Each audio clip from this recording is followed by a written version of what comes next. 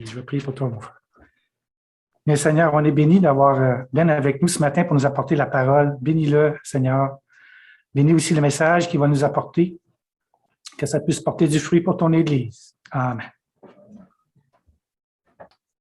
OK. Bonjour à tout le monde. À vous qui êtes ici en présentiel et à vous sur Zoom. Je ne dirais pas « soyez bénis », mais plus que ça, je dirais « vous êtes déjà bénis ». Dans le Seigneur, vous êtes déjà bénis. Donc, servez-vous. La table est prête. OK, donc, je suis algérien, de la Kabylie, si vous connaissez l'Algérie. Et je suis marié, j'ai 2 enfants, donc nous habitons à Mont-Royal. Nous sommes ici au Québec depuis 2014. Et là, je fréquente l'église de Saint-Laurent à Montréal. Donc, mon nom c'est Belkacem, mais pour faire facile, j'ai pitié de vous si vous n'avez pas l'habitude de prononcer des noms comme ça un peu étrangers. Donc, appelez-moi comme au travail, Ben. C'est facile à prononcer, c'est facile à retenir. Donc, Ben, donc c'est Louise qui m'a parlé de ce groupe, de cette assemblée. Je suis déjà venu une fois ici. J'étais assis en arrière en tant que visiteur. Et là, je suis devant vous. C'est un honneur pour moi de me retrouver devant vous, vous apporter la parole. Et merci d'avoir prié. Merci de prier pour tous ceux qui prêchent. Là, c'est entre les lignes. C'est très important de prier pour ceux qui apportent la parole parce que vous n'avez pas besoin d'entendre la sagesse humaine. Vous êtes plus sage que le prédicateur, mais vous voulez entendre la parole de Dieu. Et à chacun a reçu de Dieu le don, mais tout pour l'utilité commune. Amen. Donc, vous avez quelque chose. Vous avez quelque chose à donner, à partager aux autres. Ne pensez pas que vous allez tous recevoir. Oui, vous recevrez quand vous serez dans le besoin, mais pensez aussi à partager ce que vous avez reçu. Ah, j'ai pas encore commencé. Hein? OK, donc, Ben, pour faire facile, moi, j'ai connu le Seigneur, ça fait longtemps. C'était le 1er janvier 1983. Je suis le meilleur qui a commencé l'année 83. On ne peut pas la commencer d'une meilleure manière que de la commencer en étant né de nouveau, en rencontrant celui qui est la vie. C'était le 1er janvier 83. Avant, j'étais musulman, traditionnel, pas très engagé, mais sincère dans ma foi, jusqu'à ce que on vient de me dire, je dirais simplement, naïvement, un jeune comme moi qui m'a dit que tu sais que Dieu t'aime tel que tu es. Mais il n'aime pas le fait que tu vis dans le péché. Tu n'as pas choisi de vivre dans le péché, tu es né comme ça, mais maintenant, il a réglé ce problème en envoyant Jésus son Fils. Il est parmi nous et il veut vraiment que chacun le rencontre personnellement. Et c'est ce que j'ai fait 3 jours après. Donc, c'était le 1er janvier. Et depuis, je vous garantis qu'il est, comme il le dit, le bon berger.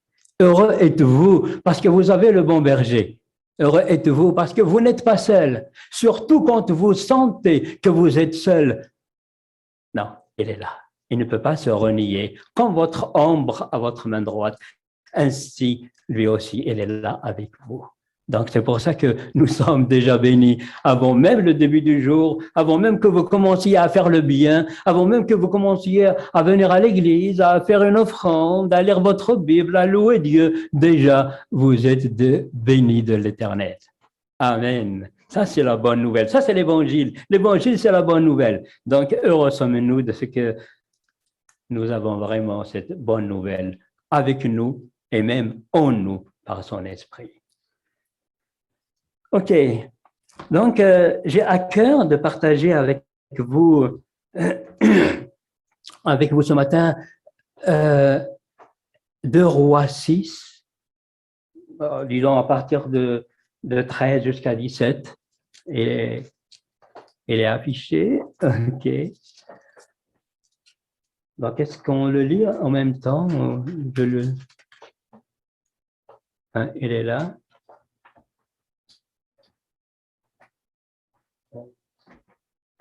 Et je vais le lire à partir de ma Bible.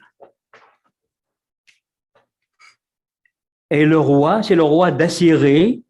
Ça veut dire qu'il est en guerre avec Israël. Et ce roi d'Assyrie dit à partir du verset 13, « Allez et voyez où il est, parlons du prophète Élisée, et je le ferai prendre. » On vint lui dire, « Voici, il est à Dothan. » Il y envoya des chevaux, des chars et une forte troupe qui arrivèrent de nuit et qui enveloppèrent la ville.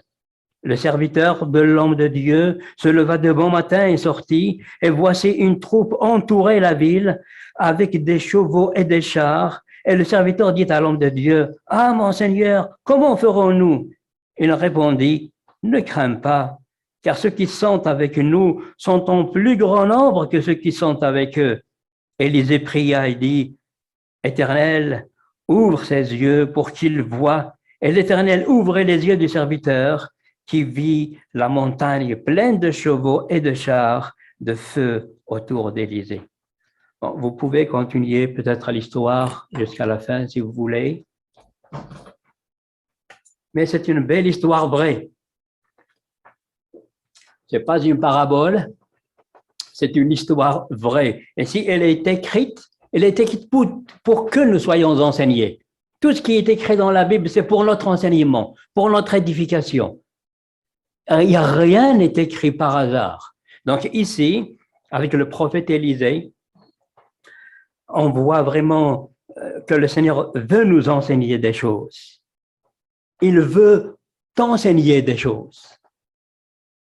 Même celui qui prêche s'enseigne, parce que ainsi est la parole de Dieu. Plus on veut grandir, plus on se voit petit. Plus on grandit, plus on se rend compte que nous sommes vraiment petits. Donc, quand vous vous rendez compte que vous êtes petit, insignifiant, etc., c'est parce que vous grandissez dans le Seigneur. Ça ne veut pas dire que ce que vous avez été avant est mauvais, mais maintenant, vous faites encore des pas en avant. C'est comme un bébé qui n'a plus besoin d'un biberon ou du sein de sa mère, mais maintenant, il a besoin de quelque chose d'autre.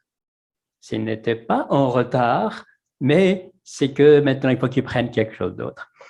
OK, donc ici, il y a 2 personnages importants. Le premier, c'est le prophète Élisée, et le deuxième, c'est le serviteur, un nouveau serviteur pour Élisée. Un matin habituel, elle est sortie de la maison, le serviteur du prophète Élisée, mais tout d'un coup, elle était effrayée de voir la ville est entourée par une armée ennemie. Et ils ne sont pas venus en visite à Dothan.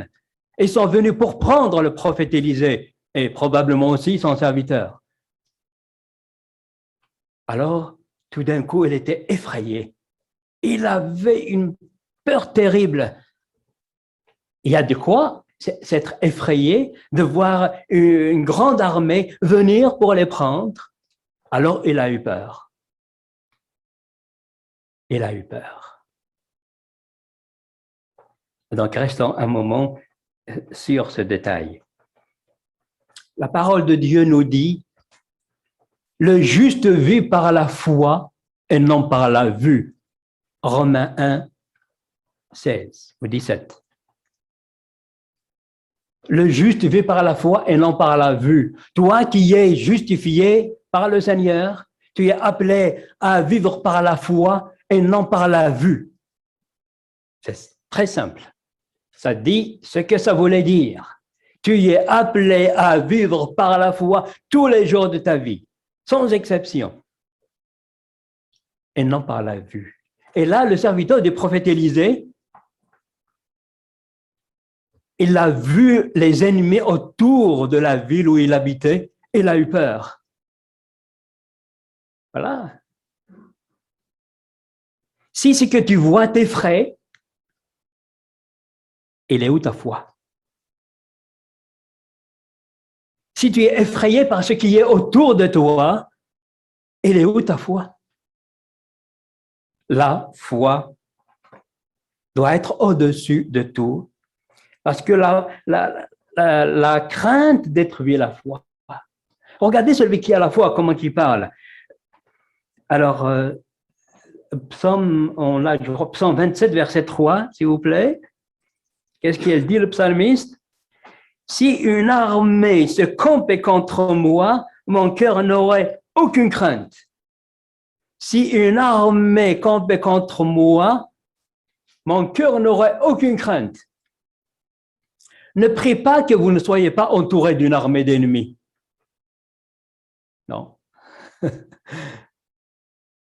Mais même si, pas tous les jours, mais même si vous êtes entouré par une armée, dites avec la parole de Dieu, faites de la parole de Dieu votre parole en étant d'accord avec elle, en disant, même si une armée campe contre moi, je n'aurai aucune crainte.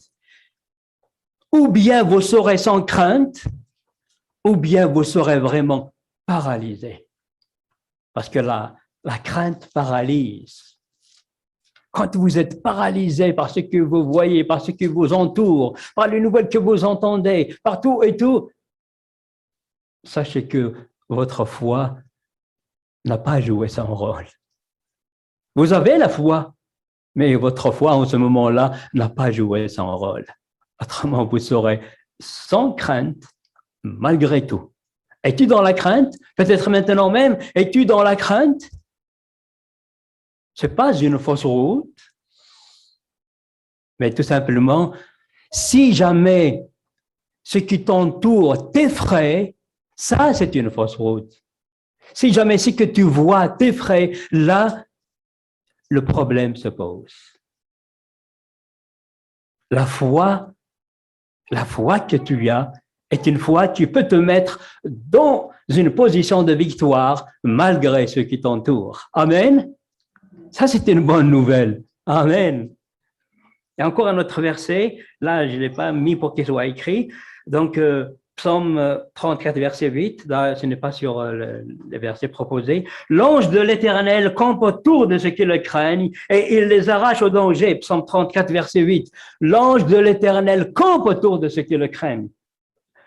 Oui, et il les arrache au danger. Et il n'a pas dit qu'il va camper. Il n'a pas dit que si jamais vous allez l'invoquer, il va venir camper autour de vous. Déjà, Dieu a pourvu à l'avance. Déjà, vous êtes entouré d'un ange de l'Éternel. L'ange de l'Éternel campe autour de toi. Il n'a pas précisé lequel. Et ça ne concerne pas uniquement je ne sais pas, les pasteurs, les apôtres, les missionnaires, etc., etc. Ça concerne tous ceux qui ont la foi. Ça te concerne toi personnellement. Donc, c'est comme si je peux dire, l'ange de l'Éternel campe autour de Ben. L'ange de l'Éternel campe autour de Louise. L'ange de l'Éternel campe autour de toi. Et il t'arrache au danger. Si l'ange de l'Éternel campe autour de toi pour qu'il t'arrache au danger, donc tu n'as aucune raison de craindre. Tu n'as aucune raison de craindre. Amen. Parce que la vie chrétienne, c'est une vie pratique.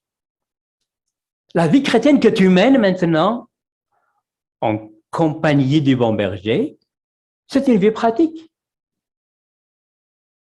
Si je vais vous résumer la vie chrétienne en un seul mot, le verbe aimer n'est pas compris, parce que Dieu est amour. Alors, je dirais marcher. Vous pouvez dire aussi d'autres mots, c'est pas faux. Mais moi, dans ce contexte, je dirais que c'est le verbe marcher. Marcher, mouvoir, bouger, aller de l'avant. La vie chrétienne, c'est pas une vie figée. C'est pas une vie religieuse. Je suis sur place, j'attends que les choses se passent. Elles arrivent, elles finissent, et d'autres arrivent encore. Mais non, la vie chrétienne, c'est une vie mouvementée. C'est la vie, c'est aller de l'avant, d'une expérience à une autre, d'une gloire à une autre. Mais vous n'êtes pas seul. Il y a le bon berger avec vous. Et le bon berger, c'est Jésus. Et il ne peut pas se renier. Dans sa grâce, il nous accompagne. Dans sa grâce, il t'accompagne. Tu ne mérites pas sa compagnie. Tu ne mérites pas qu'il soit autour de toi. Ce n'est pas une question de mérite. Parce que c'est une grâce. Dès qu'il y a le mot mérite, le mot grâce s'enfuit. Mais c'est dans sa grâce. Rabais à 100%. C'est gratuit. Donc, le Seigneur, dans sa grâce, il nous accompagne et sa présence est magnifique. Une belle présence. C'est pour ça qu'il n'y a aucune raison de craindre. C'est l'ennemi qui te fait peur parce qu'il est menteur. Le diable est comme un lion rugissant, cherchant qui dévorait. Est comme un lion rugissant, 1 Pierre 5,8. Ce n'est pas un lion qui rugit. C'est comme un lion. Il se prend pour un lion.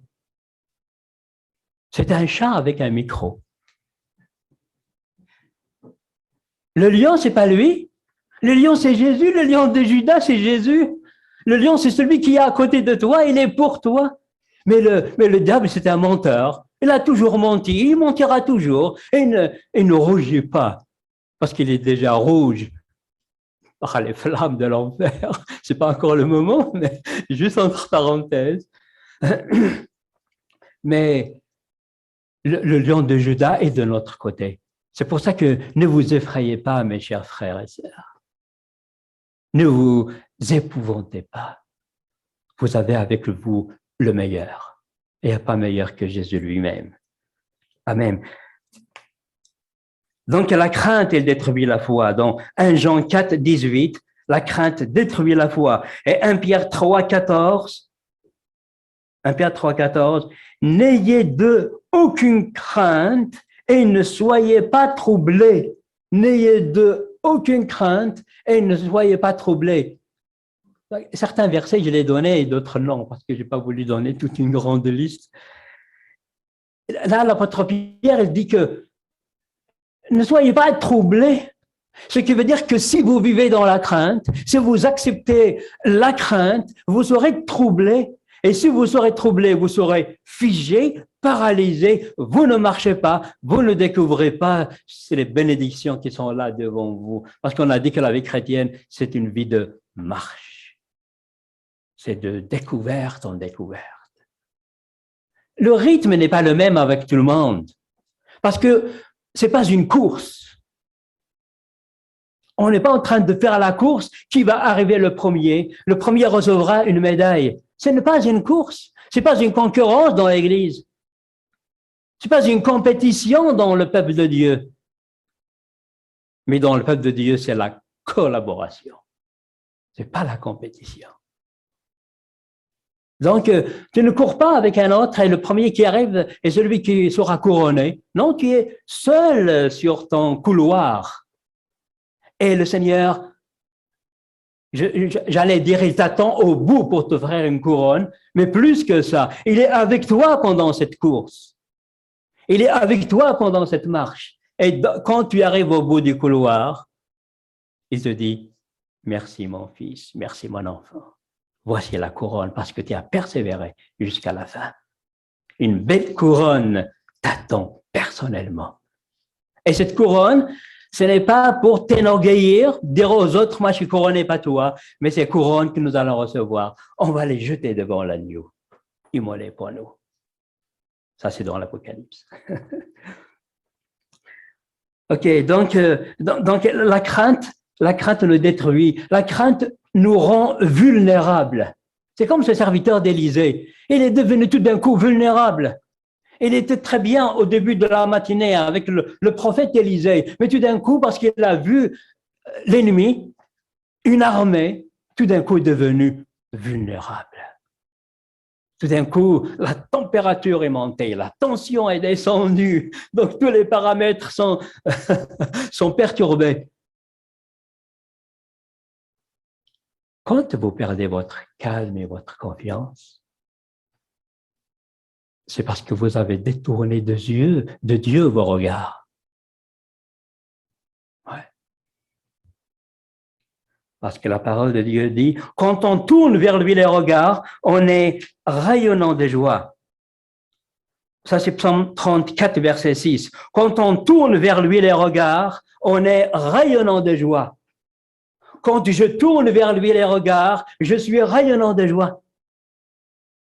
Mais ça veut dire aussi, quand je ne tourne pas mes regards vers lui, je ne serai pas rayonnant de joie.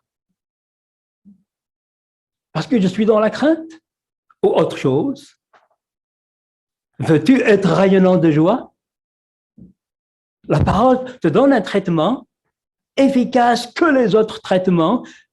Et ce traitement, c'est tourne tes regards vers le Seigneur. Là où tu es, même dans le ventre d'un poisson comme Jonas, il va te voir. Même dans la fosse au lion comme Daniel, il va te voir. Même dans la fournaise avec les amis de Daniel, il va te voir dans cette fournaise. Tu n'es pas invisible parce que Dieu est partout en même temps. Alors tout simplement, comme un petit enfant, tourne tes regards vers le Seigneur et ton regard et ton visage va rayonner de joie. Dans la foi, simplement, dans la foi. La vie chrétienne est simple. Vous savez ça? La vie chrétienne est simple.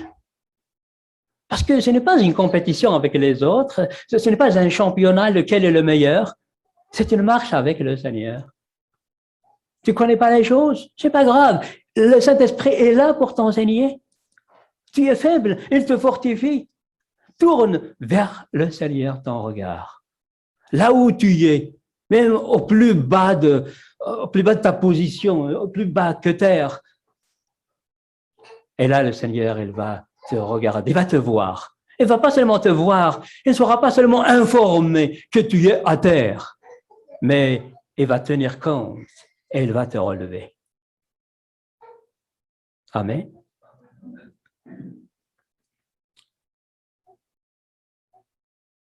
Jésus a grandi, comment on dit, hein, ses disciples. Et il se fâchait contre ses disciples, au moins à 2 reprises. Mais regardez par exemple Marc 4,40. Celle-là, je l'ai donnée. Marc 4,40.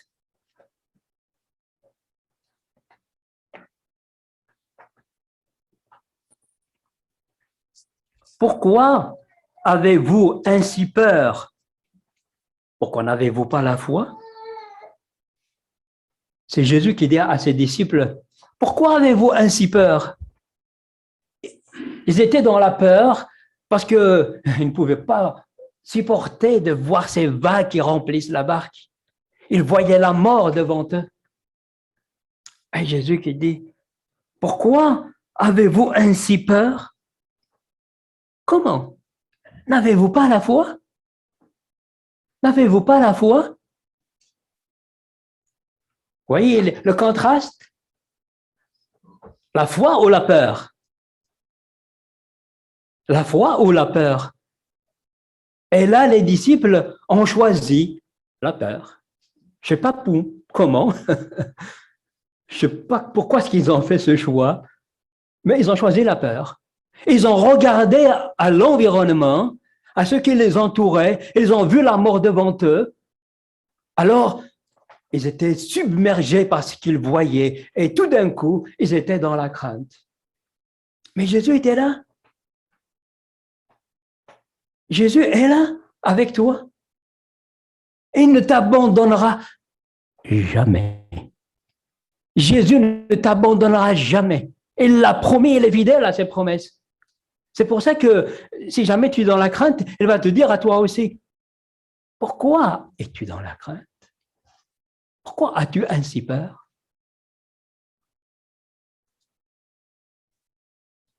Le diable est un menteur. Il te fait croire des choses. Et si jamais tu as la foi en ce qu'il te fait croire, donc tu es dans la crainte, tu es dans la peur, tu es vraiment, tu as besoin de tout. Tu es devenu tout d'un coup malheureux, misérable, pauvre, aveugle et nu.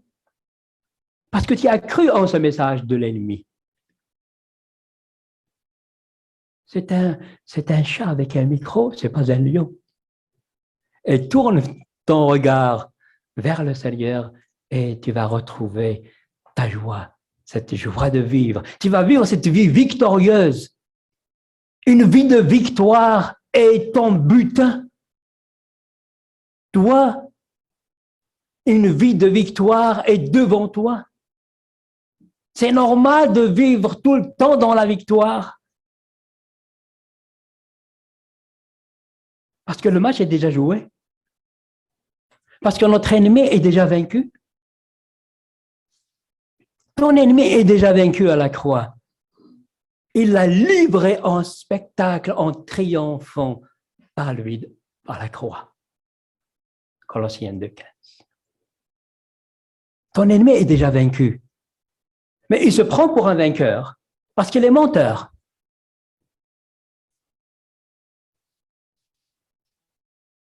Soyez sûr que votre ennemi est déjà vaincu. Quand tu es sûr que l'ennemi est déjà vaincu, donc tu vas vivre dans cette vie de victoire. Quel que soit le problème, quelle que soit l'opposition, pardon, mais tu es déjà victorieux parce que l'ennemi est vaincu. Jésus à la croix, ce n'était pas un petit passage, une petite erreur d'histoire, mais c'est voulu, c'est programmé des siècles auparavant, des milliers d'années auparavant même, c'est programmé pour que tu vives dans la victoire, toi maintenant.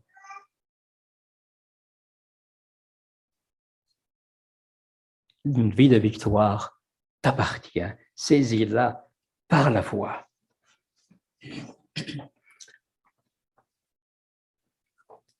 Le Seigneur nous a donné 2 ordres, au moins. Alors, Éphésiens 4, 27.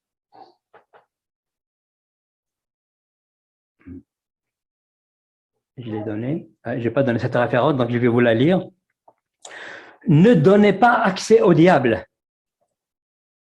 Éphésiens 4, 27. Ne donnez pas accès au diable.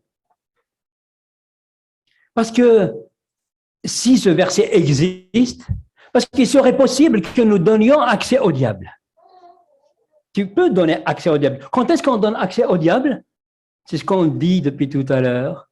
Quand tu acceptes la crainte dans ta vie. Ça, c'est que tu as donné accès au diable. Et si tu lui donnes accès au diable, il ne te fera pas plaisir. Parce qu'il te hait. Le diable te hait. Ça lui fait mal de te voir dans la joie, dans la victoire. Et il ne veut pas que tu vives ainsi. C'est pour ça qu'il veut faire tout pour que tu sois dans la tristesse, dans la douleur, dans l'amertume, dans la haine, etc. Dès que tu lui donnes accès, il va entrer. C'est pour ça que Paul aux Éphésiens, il leur dit, et il nous dit aussi à nous ce matin, ne donnez pas accès au diable. Et Jacques dit aussi un verset pareil avec ça, mais avec d'autres mots, résistez au diable et il ira loin de vous. Ne donnez pas accès au diable. Et vu d'un autre angle, résistez au diable. Tu peux résister au diable. Encore plus, tu dois résister au diable et il fuira loin de toi. Il fuira. Le mot est vraiment correct. Imagine le diable, il va fuir devant toi. Quand est-ce qu'il va fuir devant toi? Quand tu dis que je suis plus que vainqueur par celui qui me fortifie.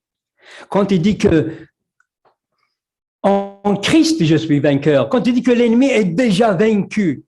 Christ a triomphé sur lui à la croix. Quand tu confesses cette parole, là, il ne peut pas supporter ça. il ne peut pas supporter d'entendre ça, alors il va fuir loin de toi. Mais ce n'est pas à Jésus de résister au diable. C'est à toi de résister au diable. Jésus lui a déjà résisté et il a vaincu le diable. Mais là, il nous dit, résistez vous aussi au diable. Ne dis pas, Jésus, viens, résiste à ma place pour le diable ou une prière de ce genre. Non, vous faites arracher la barbe à Jésus. Donc, c'est pas à lui de résister au diable, c'est à toi. Mais tu n'es pas seul dans ce combat. Dans cette adversité, tu n'es pas seul. Il est là avec toi. Avec la force que te donne le Seigneur, tu vas pouvoir résister au diable. Avec cette seule force que Dieu te donne, tu peux résister au diable. Ce n'est pas avec ta force personnelle.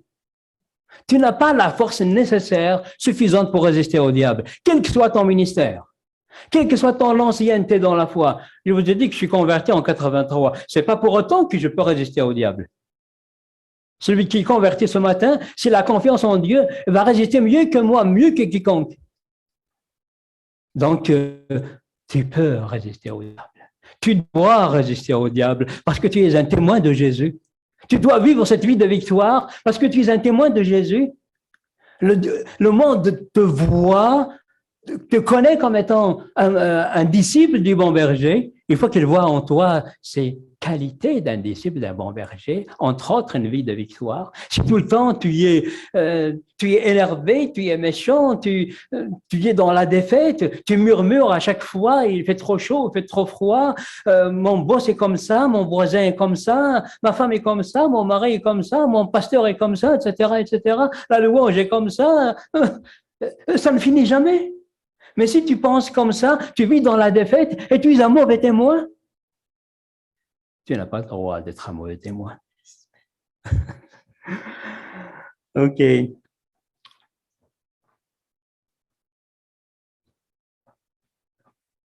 Alors, si on revient à notre texte de Roi 6, le serviteur d'Élisée, il était dans une crainte terrible. Et puis quand il est arrivé, quand il est revenu à la maison, et là, il raconte ça à Élisée, le prophète, au verset 15. Donc, le serviteur de l'homme de Dieu se leva de bon matin, et voici une troupe entourait la ville avec des chevaux et des chars, et le serviteur dit à l'homme de Dieu, « Ah, mon Seigneur, comment ferons-nous? Ah, mon Seigneur, comment ferons-nous? » Et regardez la position d'Élisée. Il répondit, « Ne crains pas. » J'essaie de voir ça un peu comme dans un film. Avec quelle manière il a répondu, le prophète Élisée. Ne crains pas. Il lui a dit sans crainte, ne crains pas. Il a dit avec foi, ne crains pas. Oui, il n'a pas perdu son calme, il n'était pas effrayé, parce qu'il avait confiance en Dieu. C'est pour ça qu'il n'était pas effrayé. Il dit, ne crains pas, car ceux qui sont avec nous sont en plus grand nombre que ceux qui sont avec eux. Voilà une confession de foi. Mathématiquement faux. Une confession mathématiquement fausse.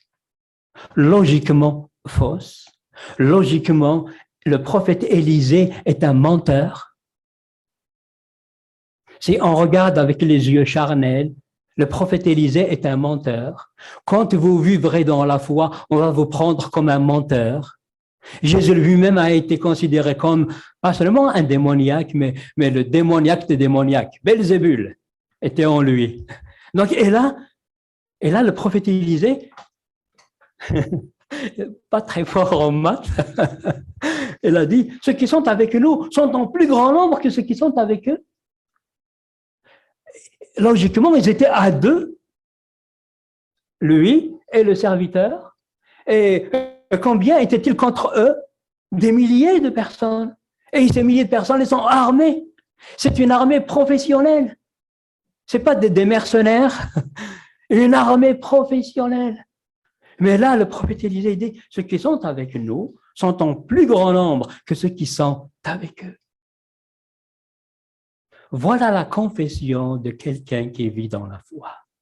Voilà la confession, voilà le témoignage, voilà la conduite, voilà la marche de celui qui vit par la foi. Ce n'est pas un secret. Ce n'est pas un secret à découvrir.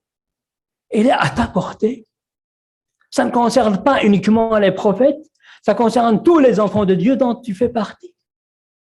Donc le Seigneur te dit, ne crains pas, car ceux qui sont avec toi, moi qui est avec toi, c'est vraiment en plus grand nombre que ceux qui sont contre toi. Déjà, Élisée, il était vraiment calme et confiant parce qu'il l'a vu. Il n'a pas vu, mais il sait par la foi qu'il n'est pas seul. Et avec nous, écoutez-moi bien, avec nous, c'est encore plus qu'avec Élisée. Si Élisée, c'était une armée qui était autour de lui, une armée d'anges autour de lui, et nous, c'est encore plus. Nous, c'est Jésus lui-même. Jésus lui-même qui est avec nous. C'est pour ça qu'on n'a aucune raison, aucun raisonnement n'est valable si tu prônes la crainte. Et là, j'aime beaucoup ce verset aussi, le verset 17, Élisée pria et dit, Éternel, ouvre ses yeux. Éternel, ouvre ses yeux. Il n'a pas prié pour lui. Avez-vous remarqué ça? Élisée n'a pas prié pour lui. Toute une armée est venue pour le prendre. Mais Élisée n'a pas prié pour lui. Il n'a pas dit, Seigneur, protège-moi. Seigneur, je t'en supplie, viens à mon secours. Une prière de quelqu'un qui tremble, qui cherchait à peine ses mots. Il n'a pas prié pour lui. Il était en danger, mais il n'a pas prié pour lui. J'aime vraiment ça. J'aime vraiment cette position. Je ne vous dis pas ne priez pas. Mais voyez cette position de foi de cet homme de Dieu. Mettez-vous dans cette position d'Élisée. Seigneur, ouvre-lui les yeux. Le Seigneur l'a exaucé. Il lui a ouvert les yeux.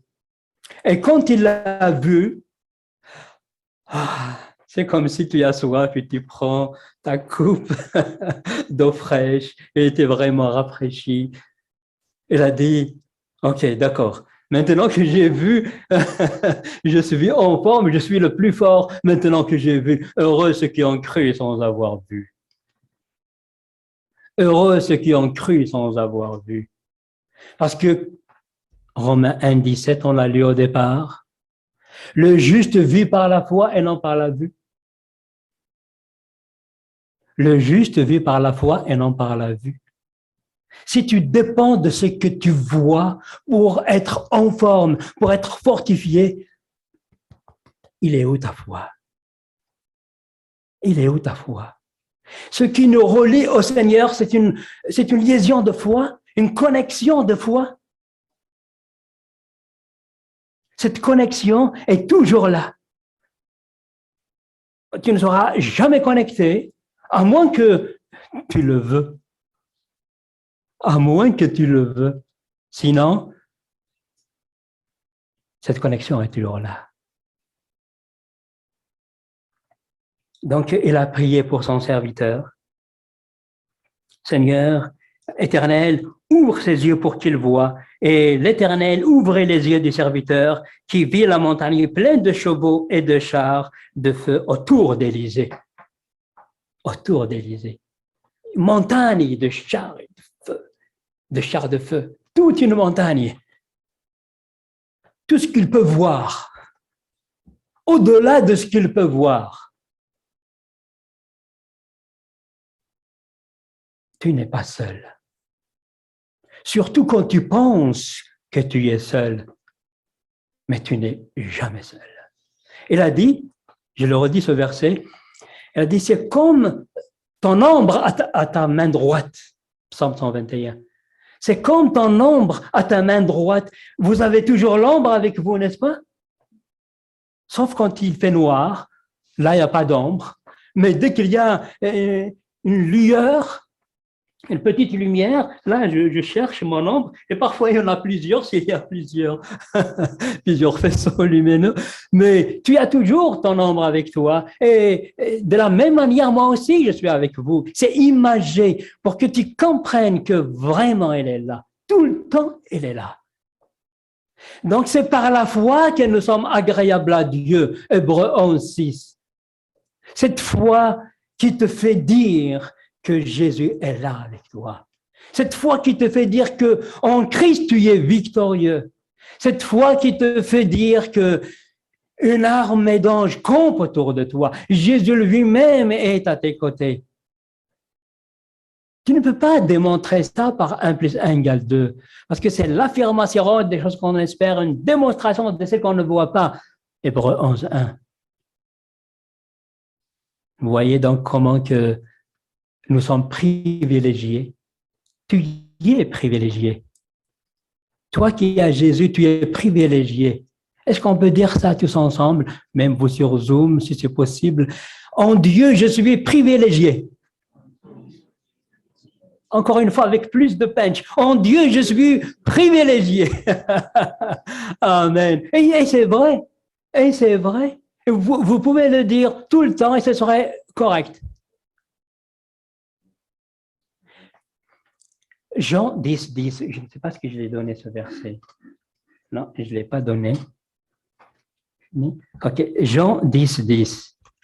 Ça, c'est vraiment, il y a deux choses. On doit choisir l'une des deux. Mais tu es obligé de choisir l'une des deux. Il n'y a pas de neutre. Vous connaissez tous Jean 10, 10. Le voleur ne vient que pour dérober, égorger et détruire. Moi, dit Jésus, moi je suis venu afin que les brebis aient la vie et qu'elle ait avec abondance. Je le relis. Le voleur ne vient que pour dérober, égorger et détruire. Voilà le ministère de l'ennemi. Le ministère de l'ennemi, c'est voler, égorger et détruire. Voilà ce qu'il va faire, l'ennemi dans ta vie, si tu lui donnes accès. C'est pour ça que la Bible nous dit, ne donnez pas accès au diable. Sinon, voilà ce qu'il va faire. Encore plus que ça. Voler, détruire et égorger sans pitié. Le diable est sans pitié. C'est pour ça que ne donnez pas accès au diable. Je vous en prie, je me parle aussi. Ne donnons pas accès au diable. Plutôt, résistons au diable et lui ira loin de nous. Donc là, c'est à nous de choisir. Ce choix est au quotidien. Que tu le veuilles ou non, il s'impose. Ou bien tu choisis de voir les choses par l'incrédulité. Donc, tu donnes accès au diable et le diable il va détruire, égorger et voler.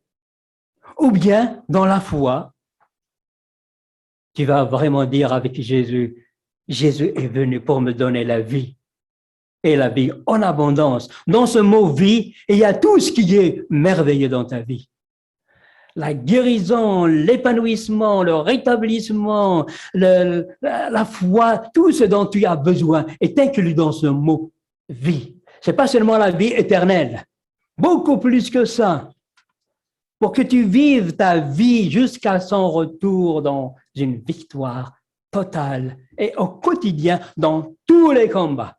Dans tous les combats, tu as la vie si tu le veux. Je vais finir avec un verset. J'aime ce verset parce qu'il parle de marche et de foi. Psaume 26, verset 3.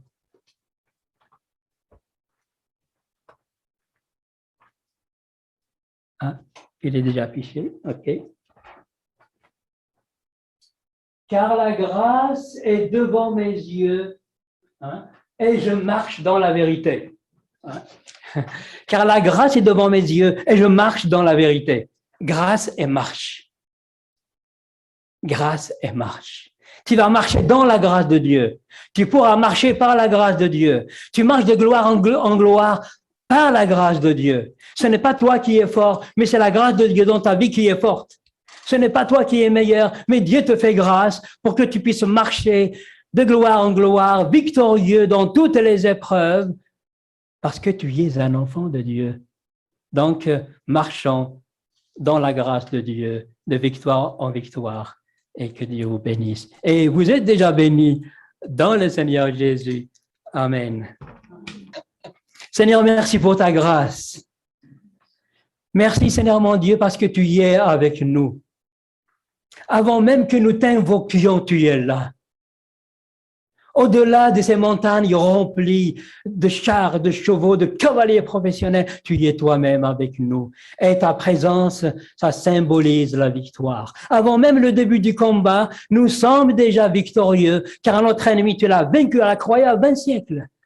Seigneur, merci de faire de nous des victorieux. Merci de nous permettre de marcher avec toi de gloire en gloire. Merci de ce que nous sommes plus que vainqueurs par toi, qui nous a fortifiés et qui nous fortifie tout le temps. Au nom de Jésus. Amen.